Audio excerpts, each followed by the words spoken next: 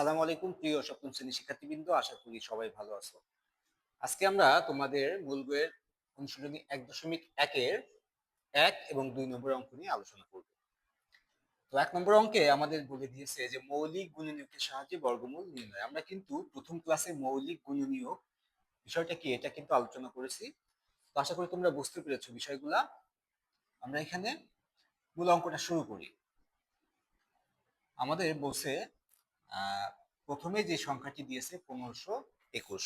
আমরা ইউক্লিডীয় পদ্ধতি সম্পর্কে সবাই ধারণা রাখি। আমরা কিন্তু এখানে এই মৌলিক গুণনীয়কের সাহায্যে যখন বর্গমূল নির্ণয় করতে বলবে তখন কিন্তু আমাদের ইউক্লিডীয় যে পদ্ধতিতে আমরা কোনো সংখ্যার উৎপাদকগুলো বের করি সেই পদ্ধতিতে যেতে হবে।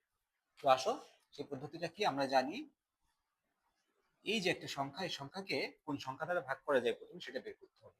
তাহলে 1521, দেখো এটি একটি বেজোড় সংখ্যা, তাহলে অবশ্যই এটিকে 2 দ্বারা ভাগ যাবে না। এখন কোন সংখ্যা দ্বারা ভাগ করা যাবে সেটা আমরা কিন্তু ষষ্ঠ শ্রেণীতে বিভাজ্যতা সূত্র পড়ে এসেছি, তাই না? আমরা জানি 3 দ্বারা বিভাজ্যতা সূত্র কি, কোন একটি সংখ্যার যতগুলো অঙ্ক থাকে ওই অঙ্কগুলোর যোগফল যদি 3 দ্বারা ভাগ করা যায় তাহলে কিন্তু সেই সংখ্যাটি 3 দ্বারা বিভাজ্য। তাহলে এই সংখ্যার অঙ্কগুলো আমরা একটু দেখি। 2 আর 1 3, 5 আর 3 8, 8 আর 1 9, 9কে কিন্তু 3 দ্বারা ভাগ করা যায়, তাহলে এই সংখ্যাটি অবশ্যই 3 দ্বারা বিভাজ্য। ওকে, তাহলে আমরা এখানে 3 দিয়ে ভাগ করি, তাহলে 3 1 এর ভিতরে যায় না, দুইটা সংখ্যা সে পাবে, 3 5 15। ওকে, এবার দেখো 3 2 এর ভিতরে যায় না, তাহলে 21, 3 7 21 মনে হচ্ছে হয়ে গেছে, তাই না? এই যে মাঝখানে একটা শূন্য হবে। এখন তোমাদের মনে প্রশ্ন আসতে পারে যে আমি যখন ভাগ করলাম 3 1 এর ভিতরে যাচ্ছে না, 15 এর ভিতরে গেল, 3 5 15, আমি তো শূন্য নেইনি। 3 যখন 2 এর ভিতরে যাচ্ছে না, আমি 21 নিচ্ছি, 3 7 21, এর আগে কেন শূন্য আসবে? ওকে, আমরা একটু ভাগটা তোমাদের দেখাই, তাহলে তোমরা ক্লিয়ারলি বুঝতে পারবা। আমরা জানি ভাগের শুরুতেই যখন কোন একটি সংখ্যা দিয়ে ভাগ করতে হয় তখন এই যে ভাজক, ভাজক যদি এই সংখ্যার চেয়ে বড় হয়, তাই না? ভাজ্যর প্রথম সংখ্যার চেয়ে যদি ভাজক বড় হয়ে যায় তাহলে তো যায় না সে, কারণ 3 তো 1 এর ভিতরে যাচ্ছে না ভাগ করা, তখন সে পদাধিকার বলে বা অধিকার বলে আরেকটি সংখ্যা সে পায়। এটা কিন্তু একবারই পাবে সে, অধিকার বলে। তাহলে 3 1 এর ভিতরে যাচ্ছে না, 15 এর ভিতরে কয়বার যাবে? 3 5 15। ওকে, তারপরে সংখ্যা নামে কয়টি? একটি সংখ্যা নামে, তাই না? 15 15 বিয়োগ করলে শূন্য, শূন্য তো এই পাশে থাকে না, তাহলে 2 আমি নামাই ফেললাম। এবার দেখো 3 2 এর ভিতরে ভাগ যাচ্ছে না, কারণ 2 ছোট। তাহলে যখন ভাগ যাচ্ছে না তখন সে পেতো একটা, আমি আরো একটা সংখ্যা নামাতে হলো, কারণ ভাগ করতে সে পারতেছে না। এই যে সে অধিকার বলে একটা সংখ্যা পেতো, আরো একটা সংখ্যা নামানো লাগলো, এর জন্য অতিরিক্ত একটা শূন্য দিতে হয়। 3 7 21। তাহলে আশা করি বুঝতে পেরেছো এই শূন্যটা কোথা থেকে এসেছে, তাই না? ওকে, এখন আছে 507। 507 একটা বিজোড় সংখ্যা, একে 2 দ্বারা ভাগ করা যাবে না, তাহলে কি দ্বারা ভাগ যায়? এখন অঙ্কগুলো যোগ করে দেখি। 7 0, 7 7 এর সাথে 5 যোগ করলে 12, 7 5 12, তাহলে 12 3 দ্বারা বিভাজ্য, তাহলে এই সংখ্যাটি 3 দ্বারা বিভাজ্য হবে। 3 5 এর ভিতরে যাবে কয়বার? একবার। 3 অক্ষে 3 থাকে 2 0 20, 3 6 18 থাকে 2 7 27, 3 9 27। এটাও বিজোড় সংখ্যা, 2 দ্বারা যাচ্ছে না, তাহলে দেখি আমরা 3 দ্বারা যায় কিনা। 9 4 15 আর 1 16, 16 কে 3 দ্বারা ভাগ করা যায় না, যাচ্ছে না। তাহলে 3 দ্বারা যাচ্ছে না, কোনো জোড় সংখ্যা দ্বারাই ভাগ করা যাবে না, তাহলে 5 দ্বারাও যাবে না। কেন? কারণ 5 দ্বারা বিভাজ্যতার সূত্র হচ্ছে কোনো সংখ্যার শেষে যদি 0 অথবা 5 থাকে তাহলে সেই সংখ্যাটি 5 দ্বারা বিভাজ্য হবে। এটা নাই, 5 দ্বারা যাবে না। ওকে, 7 দ্বারা যায় কিনা দেখি। ওকে, 7 দ্বারা যদি আমরা 169 কে ভাগ করতে যাই তাহলে 7 দুগুণা 14 থাকে 2 29। তাহলে 7 দ্বারা কি 4 7 28 যাচ্ছে? যাচ্ছে না 7 দ্বারা। তাহলে আর বাকি থাকলো কি 9 দ্বারা। তো 9 দ্বারা বিভাজ্যতা সূত্র কি? 9 দ্বারা বিভাজ্যতার সূত্র হচ্ছে কোন সংখ্যার অঙ্কগুলোর যোগফল যদি 9 দ্বারা বিভাজ্য হয় 9 দ্বারা ভাগ হবে। এদের অঙ্কগুলোর যোগফল 16, 9 দ্বারা বিভাজ্য 9। তাহলে 1 থেকে 10 পর্যন্ত কোন সংখ্যা নিয়ে এটি ভাগ করতে পারতেছি না, তাই না? কারণ 1 1 যাবে না, কারণ 1 হচ্ছে প্রত্যেকটা সংখ্যায় তো অটোমেটিক্যালি যায়, 1 নেওয়া যাবে না। আর কোনো জোড় সংখ্যা যাবে না, তাহলে 2 4 6 8 10 এদের নিতে পারতেছি না। বাকি থাকলো কি 3 5 7 9। 3 দ্বারা যাচ্ছে না, 5 দ্বারা যাচ্ছে না, 7 দ্বারা যাচ্ছে না, 9 দ্বারা যাচ্ছে না, তাহলে 10 এর উপরে যে কোনো একটি সংখ্যা দ্বারা ভাগ যাবে, তাই না? এখন 10 এর উপরে কোন সংখ্যা দ্বারা যাবে? এখন 10 11 দিয়ে যাইতে পারে, 12 দিয়ে যাইতে পারে, 13 দিয়ে যাইতে পারে, আরো অন্য সংখ্যাতে যাইতে পারে, প্রতিটা সংখ্যা নিয়ে তো ভাগ করা সম্ভব নয়, তাই না? তাহলে এর সহজ টেকনিকটা কি? সহজ টেকনিকটা হচ্ছে, দেখো আমি প্রথম ক্লাসে তোমাদের বলে দিছি 1 থেকে 100 পর্যন্ত, সরি 1 থেকে 20 পর্যন্ত সংখ্যাগুলোর বর্গ মনে রাখতে হবে। তাহলে আমরা গত ক্লাসে কিন্তু 10 পর্যন্ত দেখাইছিলাম। 10 এর বর্গ হচ্ছে 100, 11-র বর্গ হচ্ছে 121, 12-র বর্গ হচ্ছে 144, 13-র বর্গ হচ্ছে 169, তাই না? তাহলে দেখো এই যে 13-র বর্গ 169, এখানে আমরা পাইছি কত? 169। তোমাদের মাথায় রাখতে হবে যখন 1 থেকে 10 পর্যন্ত কোনো সংখ্যা দিয়েই ভাগ যাচ্ছে না, তখন আমাদের এই যে প্রসেস চলে আসতে হবে যে 10-এর উপরে যে সংখ্যাগুলোর বর্গ আছে, তাহলে এটা কোন বর্গ সংখ্যার সাথে মিলে যায়। দেখো এটা কিন্তু 169, তাহলে এটা 13 গুণিত 13, তার মানে একে যদি আমি 13 দ্বারা ভাগ করি তাহলে ভাগফল পাবো কত? 13। আশা করি বুঝতে পেরেছো যে কেন আমি বলেছিলাম এটা। 13 দিয়ে ভাগ করে তাহলে এটা আসতেছে কত? 13। 13 একটি মৌলিক সংখ্যা, একে আর ভাগ করা যাচ্ছে না। তাহলে যেহেতু ভাগ করা যাচ্ছে না, তাহলে এই পর্যন্ত আমাদের ভাগ শেষ। আমরা এখন লিখতে পারি অতএব 1521 সমান সমান, দেখো বলছে যে মৌলিক গুণনীয়ক, এবং প্রত্যেকটি সংখ্যাই কিন্তু মৌলিক সংখ্যা। মৌলিক গুণনীয়ক গুলো কি কি ছিল? 3 গুণিত 3 গুণিত 13 গুণিত 13। এখন যখন আমরা এটা পেয়ে গেলাম, আমাদের বের করতে বলছে কি মৌলিক গুণনীয়কের সাহায্যে বর্গমূল নির্ণয়। তাহলে 1521 এর বর্গমূল সমান সমান কি হবে? প্রতি জোড়া সংখ্যা থেকে একটি সংখ্যা আসবে। প্রতি জোড়া একই সংখ্যা থেকে একটি সংখ্যা আসবে। তাহলে এক জোড়া আছে 3, তাহলে একটা 3 আসবে, গুণ এক জোড়া আছে 13, একটা 13 আসবে। তাহলে 3 তেরং কত? 39। তাহলে 1521 এর বর্গমূল যদি আমরা করি তাহলে কত পাবো?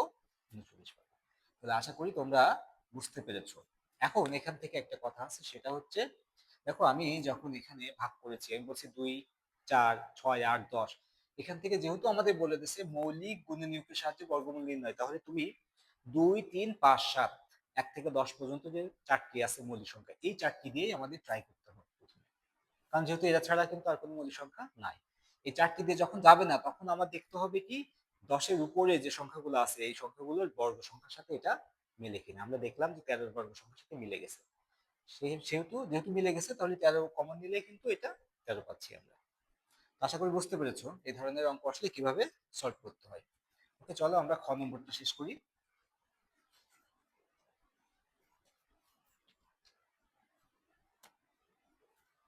খতে আমাদের বলতেছে কি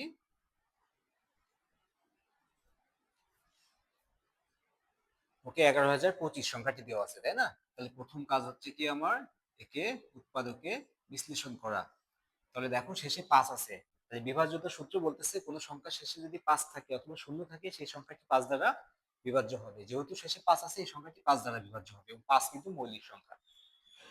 ওকে, ভাগ করি। তাহলে 11-এর ভিতরে 5 যাবে 2 বার, 5 দুগুণা 10, 11 থেকে 10 গেলে 1, 0, তাহলে 10। তাহলে কত হচ্ছে? 5 দুগুণা 10। এখন দেখো 5 2 এর ভিতরে যাচ্ছে না, যেহেতু যাচ্ছে না আমার আরো একটা সংখ্যা নেওয়া লাগতেছে, তাহলে কি হবে? একটা শূন্য চলে আসবে, তারপরে 5 5 25। আশা করি বুঝতে পেরেছো। আমি আরো একটু দেখাই ভাগ করে, কারণ সবার বোঝার ক্যাপাসিটি সমান না। অনেকেই একবারে বুঝে যাবা, অনেকের হয়তো বা দুইবার বা ভেঙে ভেঙে বুঝালে তারপরে বুঝবা। তো আমরা যেহেতু আমাদের ক্লাসগুলো হচ্ছে সর্বজনীন ক্লাস, এবং সবার জন্য, এজন্য আমরা প্রত্যেকটা টপিক বা অঙ্কগুলো আমরা একটু ডিটেলস আলোচনা করেই ইনশাল্লাহ দিব।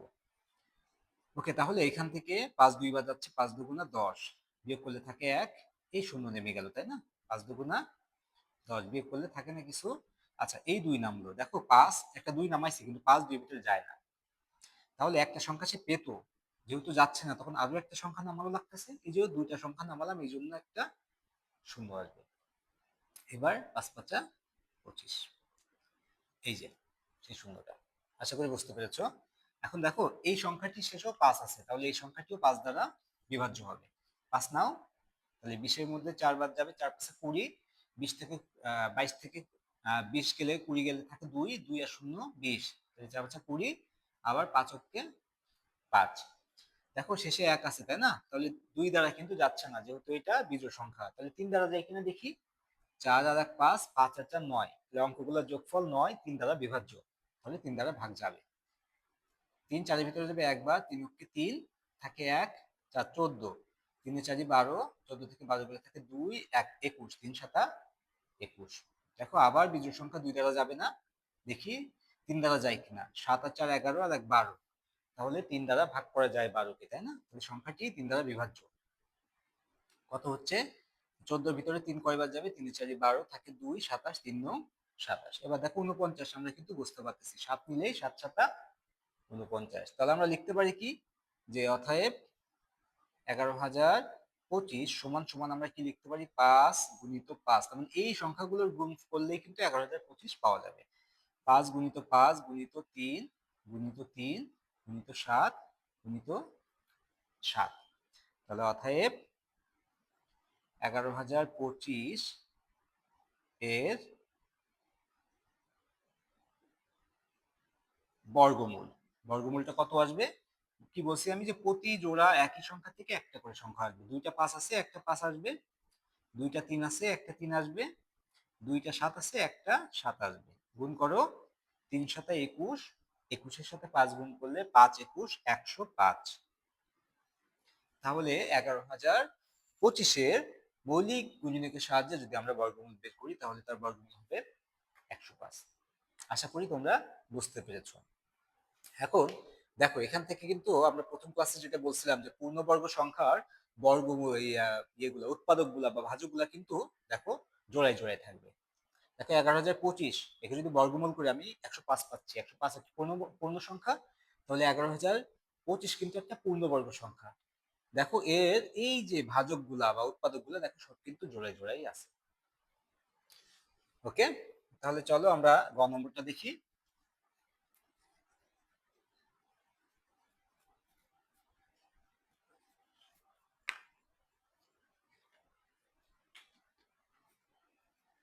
গতে আমাদের বলছে 3136, তাই না? এটা তোমাদের উদাহরণের অঙ্ক এখানে নিয়ে আসা হয়েছে। তো এটাকে যদি আমরা ভাগ করি, দেখো এটা একটা জোড় সংখ্যা। জোড় সংখ্যা যেহেতু, তাহলে এটি 2 দ্বারা বিভাজ্য। 2 যেহেতু মৌলিক সংখ্যা, 2 দ্বারা বিভাজ্য। 2 দিয়ে ভাগ করো, 2 3 এর ভিতরে যাবে একবার, 2 কে 2 থাকে 1 আর 1 11, তাই না? 2 11 এর ভিতরে যাবে 5 বার, 5 দুগুণে 10, 11 থেকে 10 গেলে থাকে 1, 3 13, 6 দুগুণে 12, 13 থেকে 12 গেলে থাকে 1, 6 16, 8 দুগুণা 16। এটাও জোড় সংখ্যা, এটাও 2 দ্বারা বিভাজ্য। আবার 2 নাও, 2 1 এর ভিতরে যায় না, তাহলে প্রথমে কিন্তু সে দুইটা সংখ্যা পাবে। তাহলে 1 এর ভিতরে যায় না, 15 এর ভিতরে যায়, 7 দুগুণা 14, থাকে 1, 15 থেকে 14 গেলে থাকে 1, 16, তাহলে 8 দুগুণা 16। থাকলো না, থাকে একটা সংখ্যা নামালে 8, 4 দুগুণা 8। এটাও জোড় সংখ্যা, এটাও 2 দ্বারা ভাগ যাবে। 7 এর ভিতরে যাবে 2, 3 দুগুণা 6, থাকে 1, 18, 9 দুগুণা 18, থাকে 4, 2 দুগুণা 4। এটাও জোড় সংখ্যা। 2 3 এর ভিতরে যাবে 2 কে 2, থাকে 1 আর 9 19, তাহলে 9 দুগুণা 18, 19 থেকে 18 গেলে 1 আর 2 12, 6 দুগুণা 12। এটাও জোড় সংখ্যা, তাহলে 1 এর ভিতরে যায় না, 19 এর ভিতরে 9 দুগুণা 18, থাকে 1, 19 থেকে 18 গেলে 1 আর 16, তাহলে 8 দুগুণা 16। এটাও জোড় সংখ্যা। 2 9 এর ভিতরে যাবে কয়বার, 4 বার, 4 দুগুণা 8, 9 থেকে 8 গেলে থাকে 1, 8 18, 9 দুগুণা 18। এবার 49, তাহলে 7 দ্বারা ভাগ করলে 7 7 49। এখন আমরা কি লিখতে পারি, অতএব 3136 সমান সমান 2 2 কয়টা, একটা দুইটা তিনটা চারটা পাঁচটা ছয়টা, 2 গুণিত 2 গুণিত 2 গুণিত 2 গুণিত 2। ওকে, তারপরে 7 আছে দুইটা, 7 আছে দুইটা। তাহলে অতএব কি লিখবো আমরা, 3136 এর বর্গমূল কি হবে, বর্গমূল প্রতি জোড়া থেকে, এই জোড়া 1 2 জোড়া 3 জোড়া, দেখো সবাই কিন্তু এর উৎপাদকগুলো জোড়ায় জোড়ায় আছে, 7 ও জোড়ায় জোড়ায়।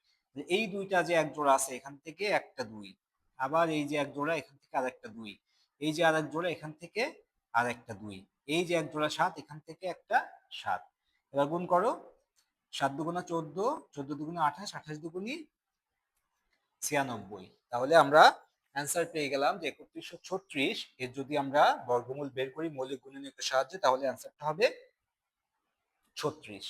আশা করি বুঝতে পেরেছো তোমরা। ওকে, এখন তোমাদের মূল বইয়ে এক নম্বর আরো দুইটা প্রশ্ন কিন্তু আছে, ক এবং খ, ছোট ছোট দুইটা অঙ্ক। আমরা এখান থেকে যেটা একটু বেশি ইম্পর্টেন্ট, একটু কঠিন মতো সেগুলাই করাইছি। সহজ দুইটা অঙ্ক তোমাদের জন্য রেখে দিচ্ছি, তোমরা অবশ্যই করবে এবং আমাদেরকে জানাবে এটা অ্যান্সার কত হয়েছে। ওকে, এবার চলো আমরা 2 নম্বর অঙ্ক করি। আমাদের 2 নম্বর অঙ্কে বলছে যে ভাগের সাহায্যে বর্গমূল নির্ণয়। আমরা কিন্তু 1 নম্বরে করলাম মৌলিক গুণনীয়কের সাহায্যে বর্গমূল নির্ণয়, এখন আমাদের করতে হবে ভাগের সাহায্যে বর্গমূল নির্ণয়। তো চলো দেখি ভাগের সাহায্যে কিভাবে বর্গমূল বের করতে হয়। কতে আমাদের যে সংখ্যা দিয়েছে 3, 9, 6, 9। প্রথম কাজ হচ্ছে ভাগের সাহায্যে যখন আমরা বর্গমূল বের করব, তখন প্রথম কাজ হচ্ছে সংখ্যাগুলোকে জোড়াবদ্ধ করা। জোড়াবদ্ধ কিভাবে করব আমরা? ডান থেকে বামে আসতে হবে। আমি আবার বলি, ডান থেকে বামে আসবো জোড়ায় জোড়ায় সংখ্যা নিয়ে। এই যে জোড়াবদ্ধ করলাম, এই যে জোড়াবদ্ধ করলাম। এবার দ্বিতীয় কাজ হচ্ছে কি আমার, যে প্রথম জোড়ার কাজ, মানে প্রথম যেটা থাকবে, যদি জোড়া না হয়েছে, ধরো এর আগে একটা 1 আছে, তাহলে প্রথমে এ তো আর জোড়াবদ্ধ করা যাচ্ছে না একে, তাই না? কারণ এই জোড়া করলাম, জোড়া করলাম, যেহেতু এদিক থেকে এদিক থেকে জোড়াই করে আসতে হবে ডান থেকে বামে, তাহলে এক জোড়া করলাম, এটাও জোড়া করলাম, এ জোড়াই নাই, তাহলে প্রথম যেটা থাকবে সেটা জোড়া থাক অথবা সিঙ্গেল থাক, তার কাজটা আগে করতে হবে। তাহলে আমাদের এখানে প্রথমে আছে জোড়া, সংখ্যা কত? 39। এখন আমাদের এখানে এমন একটি সংখ্যা নিতে হবে যে সংখ্যাটার বর্গ করলে 39 হবে অথবা 39 থেকে ছোট হবে। তাহলে দেখো তো, যদি 5 নিই, 5 এর বর্গ করলে 25, বেশি কম হয়ে যাচ্ছে। যদি 6 নিই, 6 এর বর্গ করলে 36, এখানে আছে 39, কাছাকাছি গেছে। যদি 7 নিই, 7 এর বর্গ করলে 49, বেশি হয়ে যাচ্ছে। তাহলে আমরা দিতে পারি কত? 6। তাহলে এখানে 6 মিলে 6 এর বর্গ করলে হয় কত? 6 6 36। ওকে, এবার বিয়োগ করো, 39 থেকে 36 বিয়োগ করলে কত হয়? 3, তাই না? এবার দেখো, আমরা নর্মাল যে ভাগ করি সেখানে সংখ্যা নামে একটা একটা করে, তাই না? ধরো গেল না, 3 থেকে গেল, তখন আমরা নর্মাল ভাগের ক্ষেত্রে একটা সংখ্যা নামাতাম। কিন্তু যখন বর্গমূল বের করবো, এরা জোড়াবদ্ধ থাকে, যার কারণে সংখ্যা নামাইতে গেলে জোড়ায় জোড়ায় নামাতে হয়। তাহলে এখানে আর এক জোড়া সংখ্যা আছে, এদেরকে আমি নামাই ফেলবো। তাহলে প্রথম স্টেজের কাজ কিন্তু আমার শেষ। আমি আবার বলি, প্রথম কাজটা হচ্ছে প্রথমে যে সংখ্যা থাকবে সেটা এক জোড়া থাক বা সিঙ্গেল থাক, সেটার কাজ করতে হবে। কিভাবে করব আমি? এমন একটি সংখ্যা নিতে হবে যে সংখ্যার বর্গ করলে আমার যে সংখ্যার কাজ আমি করব সেই সংখ্যা সমান হবে অথবা সেই সংখ্যার চেয়ে ছোট হবে। এখানে আছে 39, তাহলে আমি 6 নিছি, 6 তে 36, 7 নিলে 7 7 49, বেশি হয়ে যাচ্ছে। 6 নিয়েছি, 6 তে 36, 39 থেকে 36 বিয়োগ করলে থাকে 3। এরপর সংখ্যা নামাতে হবে। এই সংখ্যা নামাবো কিভাবে? বর্গমূলের ক্ষেত্রে এক জোড়া সংখ্যা নামে। তাহলে ছিল এক জোড়া 69, এই যে 69 নেমে গেল। ওকে, এখন দ্বিতীয় কাজ হচ্ছে এখানে যে সংখ্যাটা থাকবে সেটা এখানে এসে ডাবল হয়ে যাবে। এখানে ছিল 6, এটা কি হয়ে যাবে? 12। ওকে, এখন আমার এমন একটি সংখ্যা নিতে হবে যে সংখ্যাটা এখানেও বসবে, এখানেও বসবে, এবং টোটাল এই সংখ্যাটা এই সংখ্যার সাথে গুণ হবে যে সংখ্যাটা আমি নিয়েছি। ফর এক্সাম্পল, ধরো আমি 2 নিচ্ছি, সে 2 নেব, তাহলে 2 এখানেও বসবে, 2 এখানেও বসবে। এবার 122 হয়ে গেছে না? 122 গুণ হবে কার সাথে? 2 এর সাথে। তাহলে 122 দুগুণে 244 এখানে বসে যাবে। এখন ধরো আমি নিলাম 5, সেম। তাহলে 5 নিলে 5 এখানেও বসবে, এই 5টা এখানেও বসবে। তাহলে এখানে কত হয়েছে? 125। 125 এর সাথে আমার গুণ করতে হবে 5, তাহলে কত হচ্ছে? 5 5 25 এর 5 হাতে থাকে 2, 5 দুগুণা 10, 10 আর 2 12, 2 হাতে থাকে 1, 5 হাতে 5 আর 1 6। তাহলে আশা করি বুঝতে পেরেছো যে এই স্টেজে আমরা কি কাজ করব। তাহলে এখানে আমরা 12 পেয়ে গেছি, কারণ এখানে 6 ছিল, 6 ডাবল করছি। এবার আমার এমন একটি সংখ্যা নিতে হবে যে সংখ্যাটি এখানে বসবে, এখানে বসবে, এবং দুইটার গুণফল এই 369 হবে অথবা 369 থেকে ছোট হবে, এর চেয়ে বেশি তো নেওয়া যাবে না। তাহলে দেখো, আমরা যদি এখানে কিন্তু 1 নিলে 121, 2 নিলে 122, 3 নিলে 123, আমাদের শেষে আছে কত? 9। এখানে যা নিব এখানে তাই হবে। তাহলে এখানে 2 নিলে এখানে 2 আসতেছে, 2 দুগুণা 4, আমার বানাতে হবে 9। তাহলে দেখো তো, কোন সংখ্যা দুটো গুণ করলে 9 হয়? 3, তাই না? যদি এখানে 3 নিই, তাহলে 3 3 9 হয়। আবার যদি 3 নিই, তাহলে 123 গুণিত 3, তাহলে 3 এর সাথে 100 গুণ করলে 300, আর 23 এর সাথে 3 গুণ করলে 69, মিলেও যাচ্ছে, তাই না? তাহলে আমরা এখানে নিলাম কত? 3। তাহলে এখানেও কত আসবে? 3 আসবে। এবার গুণ করো, 3 3 9, 3 দুগুণা 6, 3 অক্ষে 3, দেখো মিলে গেছে। তাহলে আমরা এখানে কি পেয়েছি? সর্বশেষ 63 পাইছি না? তাহলে 3969 যদি বর্গমূল করি আমরা তাহলে পাবো কত? 63। তাহলে এটাই আমার লিখতে হবে যে অতএব 3969 এর বর্গমূল 63। এটাই হচ্ছে আমাদের উত্তর। আশা করি বুঝতে পেরেছো তোমরা। ওকে, আমরা এবার খ নম্বর অঙ্কটা করি।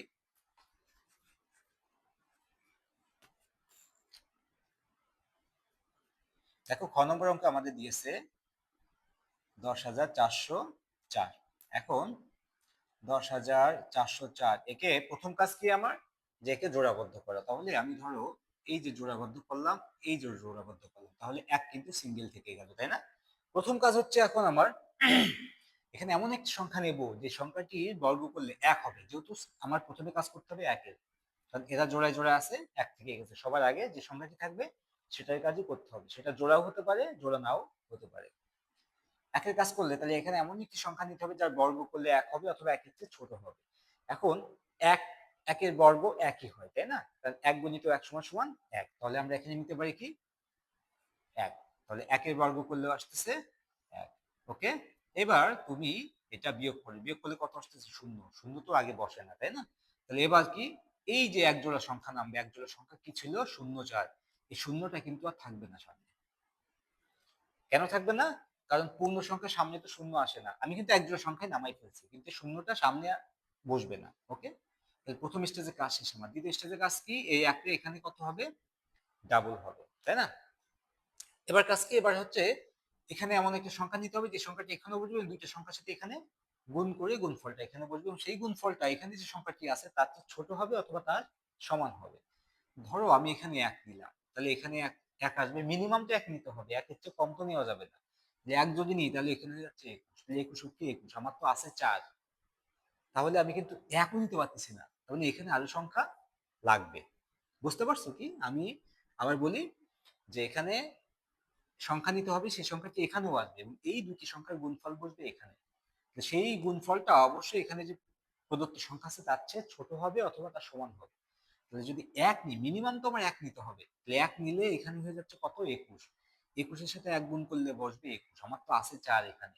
তাহলে একের চেয়ে ছোট আমি নিতে পারতেছি না, তাহলে মিনিমাম আমার 21 কিন্তু হচ্ছেই। তাহলে 4 তো রাখা যাবে না, তাহলে 4-কে বাড়াতে হবে। কিভাবে বাড়াবো? আমরা এক জোড়া সংখ্যা নামাইছিলাম, আমার তো আরো এক জোড়া সংখ্যা আছে, এই জোড়া সংখ্যা আমরা এখানে নামাই ফেলবো। এখন দেখো, ভাগের ক্ষেত্রে যখন নর্মাল ভাগের ক্ষেত্রে সে একটা পাচ্ছিল পদাধিকার বলে, তাই না? যখন সে একটা দ্বারা ভাগ করে যাচ্ছে না, আরো একটা সংখ্যা নেওয়া লাগতেছে, তখন অতিরিক্ত একটা সংখ্যা নেওয়ার ফলে কি একটা অতিরিক্ত শূন্য আসে। আর এখানে বর্গমূলের ক্ষেত্রে এক জোড়া সংখ্যা সে পেত, এই এক জোড়া সংখ্যা পেত, কিন্তু এক জোড়া সংখ্যা নামানোর ফলেও ভাগ করা যাচ্ছে না, তখন আরো এক জোড়া সংখ্যা নামাতে হয়েছে। এই যে অতিরিক্ত একটা জোড়া সংখ্যা নামাতে হলো, এই কারণে এখানে একটি শূন্য হয়, এই শূন্যটা এখানেও বসবে। আশা করি বুঝতে পেরেছো যে এক জোড়া সংখ্যা আমরা নামাইছিলাম, এক এক বিয়োগ করলে শূন্য। শূন্য তো আগে দেওয়া যায় না, এক জোড়া সংখ্যা ছিল শূন্য, চার, শূন্য আগে থাকে না বলে শুধু 4 ছিল। এই এক জোড়া সংখ্যা নামানোর ফলেও ভাগ করা যাচ্ছিল না, যার ফলে আরো এক জোড়া সংখ্যা নামালাম। এই যে অতিরিক্ত একটা জোড়া সংখ্যা নামালাম, এর জন্য এখানে একটু অতিরিক্ত শূন্য ছিল, এই শূন্যটা এখানেও আসবে। ওকে, এখন তোমাদের কাজ হচ্ছে যে এখানে একটা সংখ্যা নিতে হবে যে সংখ্যা এখানেও থাকবে এবং দুইটা সংখ্যার গুণফল এখানে বসবে, সেটা 404 হবে অথবা তার চেয়ে ছোট হবে। দেখো তো, যদি আমরা 2 নিই, দুই আর এখানেও 2 বসবে, 2 দুগুণে 4 বসে যাচ্ছে না? আবার 202 হচ্ছে 2 নিলে, 202 গুণিত 2 তাহলে 404 মিলে যাচ্ছে না? তাহলে আমরা এখানে নিতে পারি কত? 2। তাহলে 202 এর সাথে গুণ হবে কত? 2। তাহলে 2 দুগুণা 4, 2 এর সাথে 0 গুণ করলে 2 শূন্য 0, এই 2 এর সাথে 2 গুণ করলে 2 দুগুণা 4। এটা কিন্তু মিলে গেল। তাহলে আমরা অ্যান্সার পেলাম কত? 102। তাহলে আমরা লিখবো কি? অতএব 10,404 এর বর্গমূল 102। আশা করি তোমরা বুঝতে পেরেছো অঙ্কটি। ওকে, এবার আমরা গ নম্বর অঙ্কটি দেখি।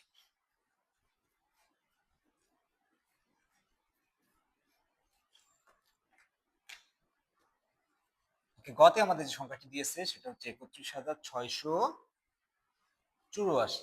ওকে, এটা আমরা উদাহরণ থেকে নিয়েছি অঙ্কটা। প্রথম কাজ হচ্ছে আমার জোড়াবদ্ধ করা, এইভাবে, তাই না? এখন তোমাদের প্রশ্ন আসতে পারে আমরা পরীক্ষা খাতায় কিভাবে জোড়াবদ্ধ করব? এভাবে পরীক্ষা খাতায় দাগ টেনে জোড়াবদ্ধ করার কোনো দরকার নেই। এটা জাস্ট বোঝানোর জন্য আমি, যেন তোমরা বুঝতে পারো এই জন্য আমি জোড়াবদ্ধ দাগ দিয়ে দেখাচ্ছি। তো তোমরা এই যে এখন তো বুঝে ফেলছো। এখন যদি আমি দাগটা নাও দিই তাও কিন্তু তোমরা বুঝছো যে এটা এক জোড়া, এটা এক জোড়া, সিঙ্গেল থেকে গেল 3। তাহলে প্রথম কাজ করতে হবে কার? 3 এর কাজ। ওকে, তাহলে এমন সংখ্যা নিতে হবে যার বর্গ করলে 3 হবে অথবা 3 এর চেয়ে ছোট হবে। 1 নিলে 1 এর বর্গ 1, 2 নিলে 2 এর বর্গ 4, বেশি হয়ে যাচ্ছে তাই না? তাহলে আমরা 1 নিতে পারি। 1 নিলে 1 এর বর্গ 1। ওকে, এবার বিয়োগ করে 3 থেকে 1 গেলে থাকবে 2। এরপরে আমার কাজ কি? এরপরে এক জোড়া সংখ্যা আমি নামাই ফেলবো। এক জোড়া সংখ্যা কি ছিল? 16। ওকে, এরপরে 1 ছিল, এখানে কি হবে? ডাবল হবে, তাই না? তাহলে 2 হয়ে যাবে। এখন আমার এমন সংখ্যা নিতে হবে যে সংখ্যাটা এখানেও বসবে, এখানেও বসবে, এখানেও বসবে। এই দুইটা সংখ্যার গুণফল 216 হবে অথবা 216 থেকে ছোট হবে। এখন আমি কত নিতে পারি? দেখো, আমি ম্যাক্সিমাম নিতে পারবো 9 পর্যন্ত, কারণ 10 নিলে তো দুই সংখ্যা হয়ে যাবে, দুই সংখ্যা নিতে পারবো না, আমি এক অঙ্ক সংখ্যা নিতে হবে। এখানে ম্যাক্সিমাম আমি নিতে পারবো 9 পর্যন্ত।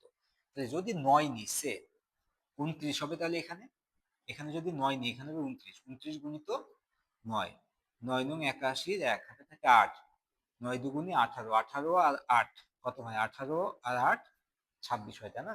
কেন 9 নিলাম? দেখো এখানে সংখ্যাটা কিন্তু অনেক বেশি। আমি যদি 1 নিতাম 21, 21 গুণিত 1 21, এখানে আছে 216। তাহলে আমার কিন্তু বড় সংখ্যা নিতে হবে এখানে, তাই না? তাহলে 9 নিলে বেশি হয়ে যাচ্ছে, তাই না? হচ্ছে না। আচ্ছা, আমরা এর চেয়ে একটু কম নিই তাহলে। কি, আমরা 6 নিয়ে দেখি।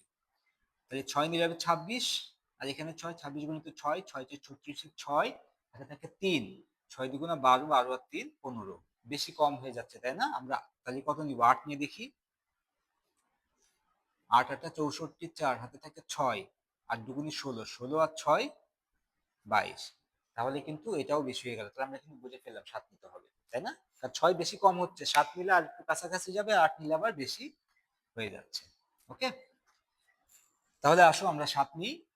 তাহলে 7 নিলে এখানে হবে 27, তাহলে 7 7 49 এর 9, হাতে থাকে 4, 7 দুগুণা 14, 14 আর 4 18। বিয়োগ করে 9 আছে কত হলে 15 হবে, 16 হবে। 7 হলে হাতে থাকে 1, 8 আর 1 9, 9 আছে কত? 11 হবে 2 হলে। ওকে, হাতে থাকে 1, 1 আর 1 2, 2 শূন্য বসে না, 27 আছে, তাই না? এবার কত আসবে? এক জোড়া সংখ্যা নেমে গেল, তাহলে 84 নেমে গেল। ওকে, দ্বিতীয় স্টেজের কাজ শেষ। এবার আবার কাজ কি? এখানে যেটা ছিল সেটার ডাবল এখানে করে ফেলবো। 17 ডাবল কত হয়? 34। এটাকে তুমি দুই ভাবে করতে পারো। একটা হচ্ছে এই একের ডাবল, এই যে একের ডাবল তো 2 ছিল, তাহলে এখানে কিন্তু 2 নিয়ে আসতে পারো, যেহেতু ডাবল করা হয়ে গেছে। আর 7 ডাবল করা ছিল না, তো 7 ডাবল করলে হয় 14, তো 14 4, আর এখানে 2 ছিল, 14 4 হাতে থাকে 1, 2 এর সাথে 1 যোগ করলে 3। এটাও করা যেতে পারে, অথবা সহজ প্রসেসটা আমার মনে হয় এখানে যেটা থাকবে তার ডাবল করে ফেলে। 17 আছে, 17 ডাবল 34। ওকে, এখন আমাদের কাজ হচ্ছে যে এমন সংখ্যা আমি এখানে নিব যে সংখ্যাটা এখানে বসবে, এখানে বসবে, এবং এর সাথে সংখ্যাটি গুণ করলে এই সংখ্যাটি হবে অথবা এর চেয়ে ছোট হবে। তাহলে দেখো, এটা যেহেতু পূর্ণবর্গ সংখ্যা, বর্গমূল বের করতে বলছে, তাহলে এখন কিন্তু মিলে যাবে, তাই না? মিলে যাবে কেন বললাম? কারণ আমাদের তো এখানে আর কোনো অবশিষ্ট নাই যে সে সংখ্যা আমরা নামাবো। নামানো শেষ, তাহলে মিলে যাবে। মিলে যেতে গেলে দেখো এখানে যে সংখ্যাটা নিয়ে আসবো, কোন দুইটা সংখ্যা গুণ করলে 4 হয় বলতো? 8 8 64, তাই না? আর একই সংখ্যা গুণ করলে কি 4 হয়? দেখো তো, 2 দুগুণা 4 হয়, কিন্তু 2 নিলে তো অনেক ছোট হয়ে যাচ্ছে। 2 নিলে কত আসতেছে? 342। 342 দুগুণী 684, আমার লাগবে তো 2784। তাহলে 2 নেওয়া যাচ্ছে না। 3 3 9, 4 4 16, 5 5 25, 6 6 36, 7 7 49, 8 8 64।